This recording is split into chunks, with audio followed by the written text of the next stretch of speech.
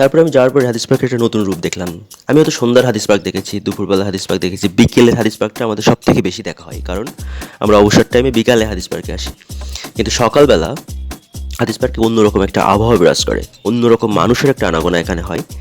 বিশেষ করে এটা নির্দিষ্ট বয়সের ঊর্ধ্বের মানুষ যারা তাদের অসুস্থতাকে রোধ করার জন্য বা প্রতিরোধ করার জন্য, সুস্থ থাকার জন্য হাঁটতে আসে, ব্যায়াম করতে আসে।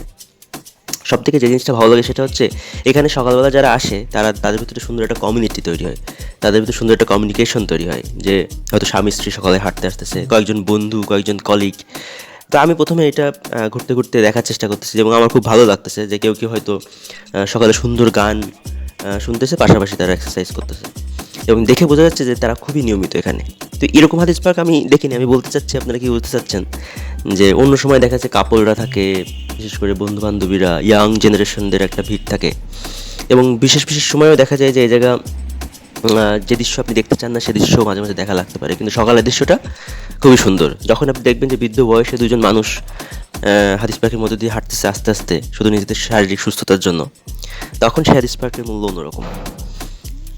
তো তারপরে আমি মোটামুটি এই দৃশ্য দেখার পরে আমার যে জিনিসটা সব থেকে বেশি ভালো লাগছে সেই জিনিসটা হচ্ছে একদম মাঝের যে সামনের পাতটা অতিক্রম করে সামনে যে ফুলের যে পার্টটা, ফুলের যে অংশটা, এবং সেখানে সুন্দর সুন্দর ফুল ফুটে আছে, তার মধ্যে বসার জায়গা আছে, এবং তার পাশেই মাঝখানে একটা যেটা দেখতে পাচ্ছেন সেটা হচ্ছে লাইব্রেরির তাক, বইয়ের তাক, যেখানে আসলে দৃশ্যমান কিন্তু আসলে সত্যিকার অর্থে বই না, কিন্তু বইয়ের মতো অভাব তৈরি করে বইয়ের তাক তৈরি করা হয়েছে।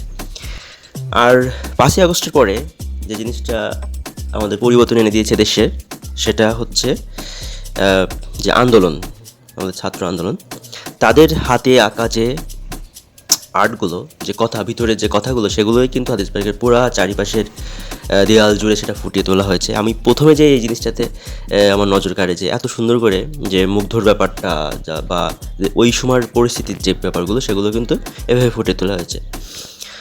যাই হোক, সব মিলিয়ে আমাদের হাদিস পার্ক, খুলনা হাদিস পার্ক, যেটা আমাদের অবসর সময় পার করার একটা স্থান, আমাদের দুঃখ ভোলানোর স্থান, আমাদের শারীরিক সুস্থতার জন্য যেখানে আমাদের হাঁটার স্থান। ভালো থাকুক হাদিস পার্ক, শুভকামনা সবার জন্য।